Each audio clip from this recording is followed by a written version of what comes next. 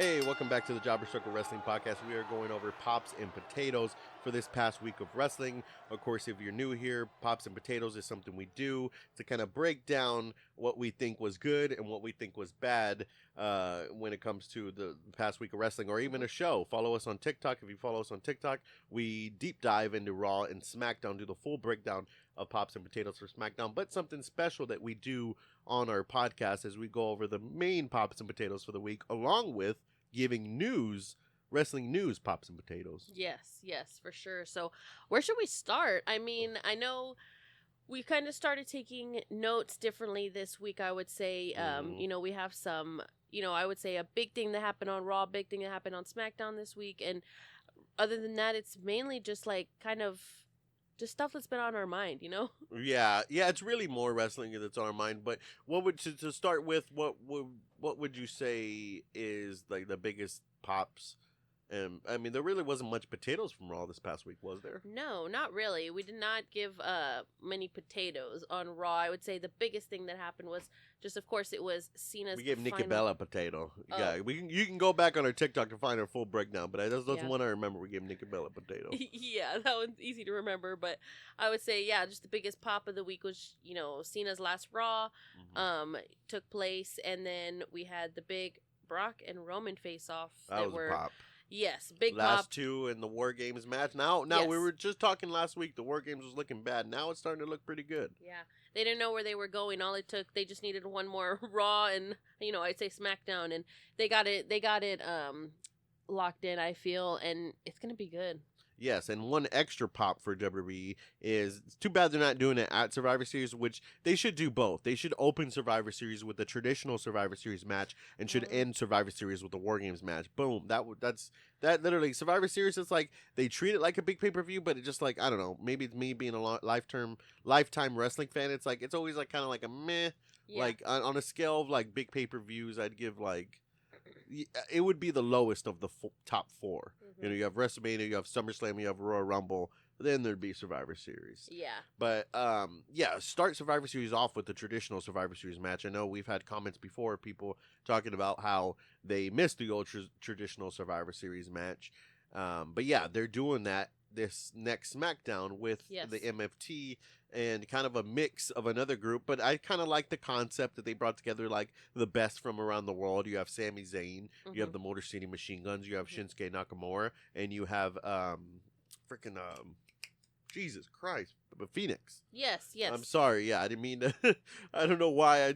I wanted to say Dragon Lee. That's the problem with luchadors. I hate to admit it, but yeah, just That's the thing I talked about before. Being a lifetime wrestling fan, things just jumble over and blend together, and you just like, I don't blame you. I'm mad at myself for not being able to say that. I don't blame you because I thought Rey Fenix was in the AAA match that's happening.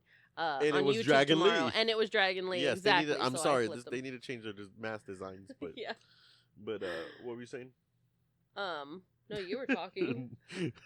I'm running out of breath now. We were talking about the old Survivor Series, the elimination match that they made official for SmackDown. Oh yeah. So.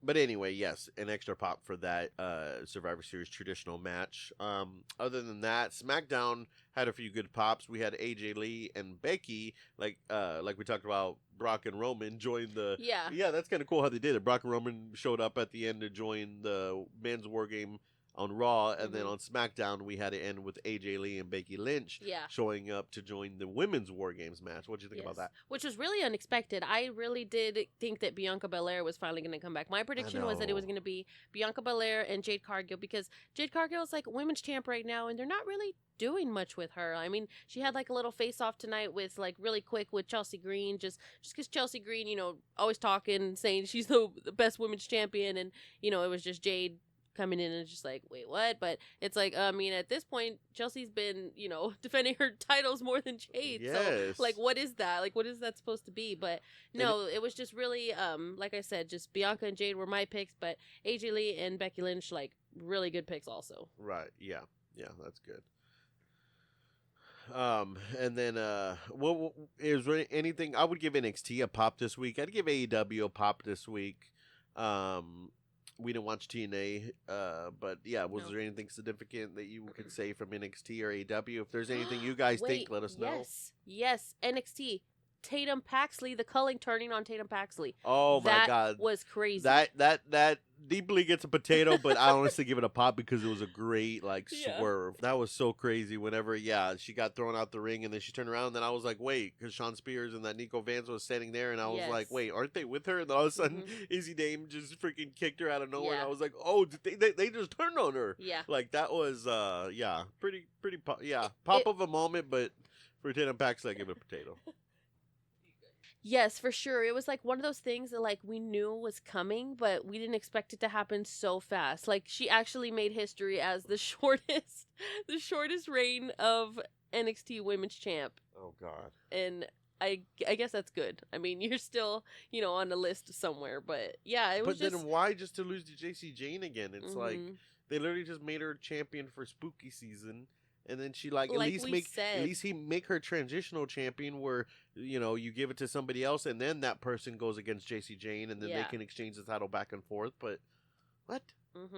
Because it would make better sense for maybe Easy Dame gets the title from JC Jane and then you get Tatum Paxley circling back around, or or they could have just kept Tatum Paxley as champion. She could have retained, and then they could have turned on her after to set up a feud between Tatum and Izzy for the title. So I don't know. I think this is really just a prime example of sometimes it's just like some people you just make the call too soon, and it's like no, like you didn't even like exhaust any other like options or ways that it can go, like you just said. Like I don't know. Honestly, okay, you know what? I'm gonna take this back. I'll give this whole thing a potato.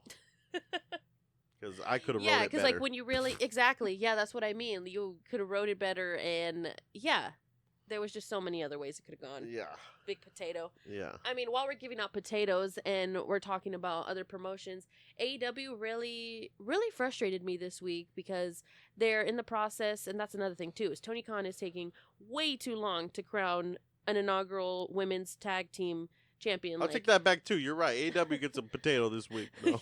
Yes, and so like he's just taking too long like to do all of this. Like you have Full Gear this week. I feel like this was like perfect timing for you to go ahead and crown those. But instead this week we're getting a 4-way tag match where the winner picks the semifinal match stipulation. Like this is being dragged on too long, and not to mention the people that are in it.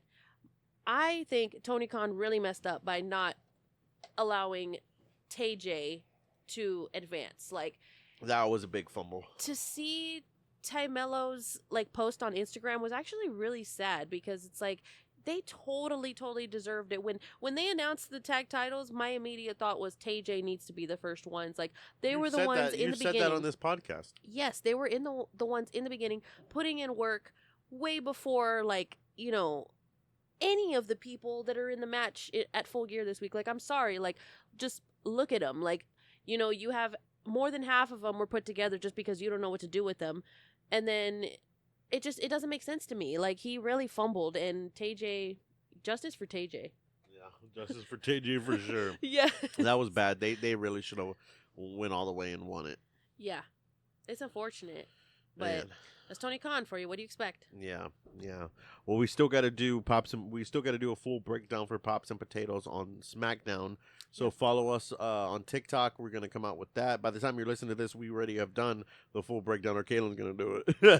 Caylin, you're gonna. My turn to sometimes, put in work. Sometimes we don't. It's acceptable. Both do Pops and Potatoes on TikTok. I'll just be like, "Oh, Caylin, can you do it?" And you're really good with it anyway. And you're better to look at than me anyway. So no, I'm just kidding. But anyway, so follow us on TikTok. If you're watching on TikTok, follow us on YouTube where we do the full podcast breakdown. We're gonna try to start releasing this full podcast on YouTube, but we'll see how it goes. Yeah. Anyway, all right. Anything else? Nope, I don't think so. All right, later. Bye.